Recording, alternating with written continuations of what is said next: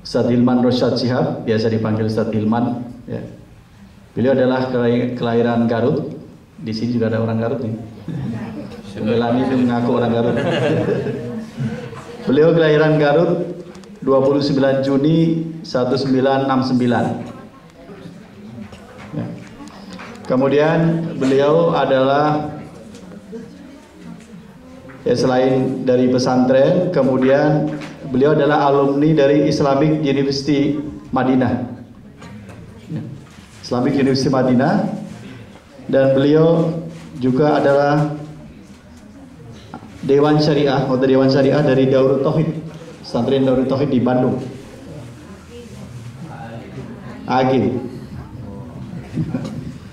Beliau sudah berkeluarga dengan 5 anak, tinggal di Depok, dan kalau jabatan resmi pekerjaan beliau adalah Wakil Ketua Komisi 8 DPR RI dari fraksi PKS ya, jadi Wakil Ketua Komisi 8 Dewan Perwakilan Rakyat RI ya, dari fraksi PKS.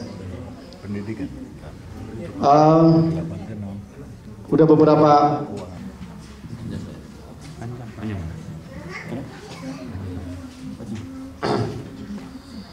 Bismillahirrahmanirrahim. Alhamdulillah wassalatu wassalamu ala Rasulillah wa ala alihi wa sahbihi wa man wala.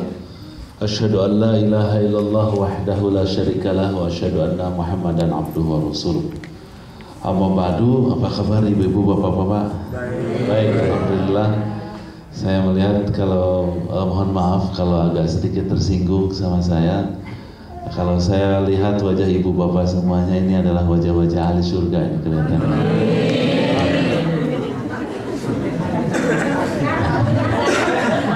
Ada yang tersinggung nggak? Oh enggak, saya mah bukan ahli surga, ahli neraka gitu.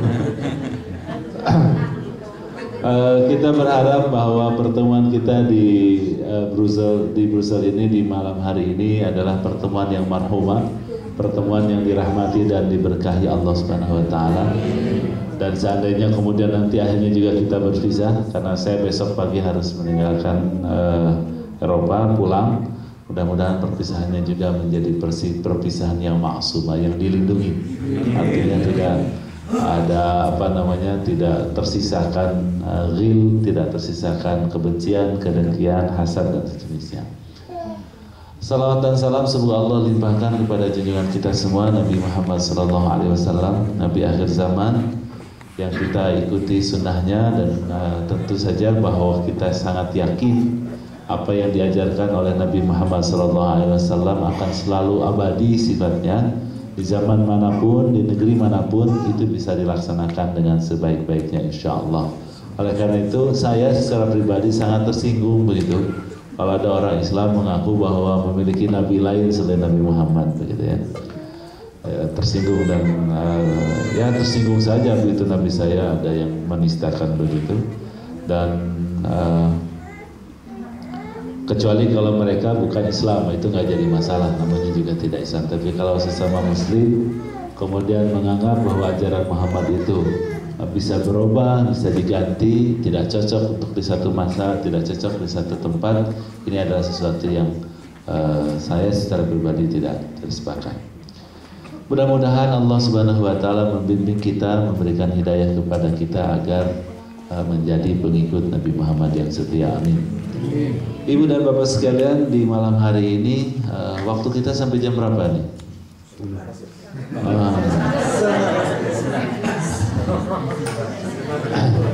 Sampai maghrib ya? Sampai maghrib. Kata orang Garut ngabuburit bu ya? Ngabuburit. Berbicara tentang keluarga, karena tadi berbicara tentang keluarga, tentu sesungguhnya keluarga itu kan terbentuk dari suami istri. Kemudian atas dasar cinta yang mendalam, suami istri itu akhirnya melahirkan anak-anak, kira-kira begitu. Pembahasan berkaitan dengan rumah tangga memang ada pada 2 sesi atau dua tema besar. Yang pertama adalah tentang alaqat zaujiyah, hubungan kesuami istrian.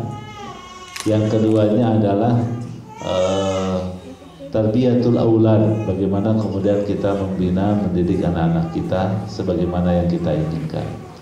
Itu sebetulnya adalah tema besar kalau kita berbicara tentang rumah tangga. Mudah-mudahan pada kesempatan kali ini dua-duanya kesampaian. Bila nggak kesampaian, mudah-mudahan Allah mempertemukan lagi di waktu yang akan datang. Itu juga kalau sayanya didengerin lagi tentunya. Oke, kita awali dengan masalah suami istri aja dulu. Kita sangat sadar bahwa suami istrian kita ini semuanya suami istri ya. Oh, ada bulog juga, ada bulog. Jangan lokal. Atau ini banyak kelompok istiqomah.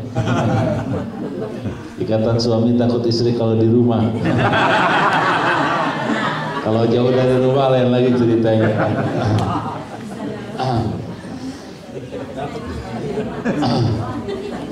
Kita ini menikah sebagai suami istri itu menikah. Nah, menikah itu dalam Islam dia adalah kategorinya ibadah, ya.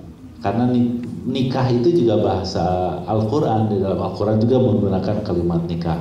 Rasulullah dalam hadisnya juga menyebutkan kalimat nikah. Jadi dia sama dengan sholat, sama dengan zakat, sama dengan jihad, sama dengan doa, zikir, dan itu semuanya istilah itu adalah ibadah, termasuk padanya adalah nikah. Karena dia ibadah, tentu harapan kita dia diterima oleh Allah Subhanahu wa taala. Untuk diterima oleh Allah, maka harus terpenuhi dua hal. Nikah itu harus kita landasi dengan keikhlasan. Jadi nikah itu jangan dilandasi cinta. Nah, biasanya kalau landasinya cinta nanti tertipu.